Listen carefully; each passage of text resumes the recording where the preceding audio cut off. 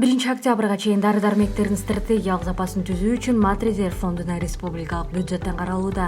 Учурда 15 000 бейтапка бир нече позициядан турган дарылардын муктаждыгын камсыздоо боюнча жумушчу топ түзүлдү деп билдирди Кубанбек Боронов. Анын айтымында 1 октябрга чейин саламаттык сактоо уюмдарына дары-дармек, жеке коргонуу каражаттары, дезинфекция каражаттары, антисептиктер жана башка 3 айлык бөксөрбөз запасын камдоо пландаштырылууда.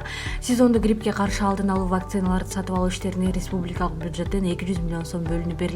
Медицина кызматкерлерин реабилитациялоо, колдоо иштери уюштурулуп жатат. Президенттин тапшырмасы менен Көлдө пансионатта 130 медик эс алып келди.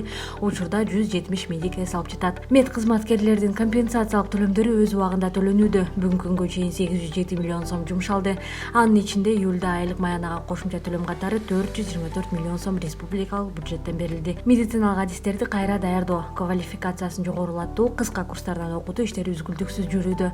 Мамлекеттик сатып алуулар боюнча жабдууларды, дары-дармектерди сатып алуу жана медициналык мекемелердин курулушун ишке ашырууну тездетүү керек. Бул тапшырманы республикалык ыкчам штабтын жыйынында премьер-министр Кубанбек Боронов тармактык мамлекеттик органдардын жетекчилерине берди. Жыйындын жүрүшүндө керектүү медициналык каражаттарды жана сасык тумоого каршы эмдөө үчүн вакцина алууга байланыштуу бир катар актуалдуу маселелер талкууланды.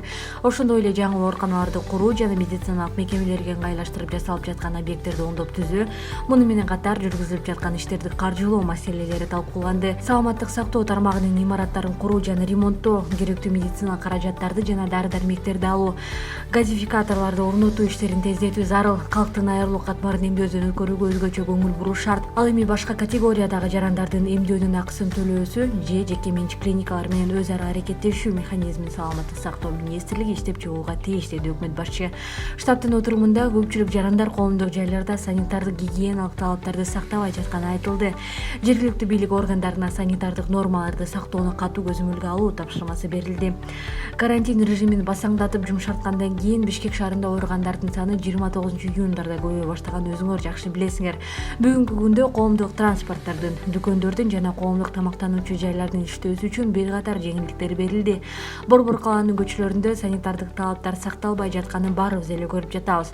Ошондуктан көзөмөлдү күчөтүү зарыл. Бишкек шаарында болгон июнь айындагыдай абал бир дагы райондо кайталанбашы керек.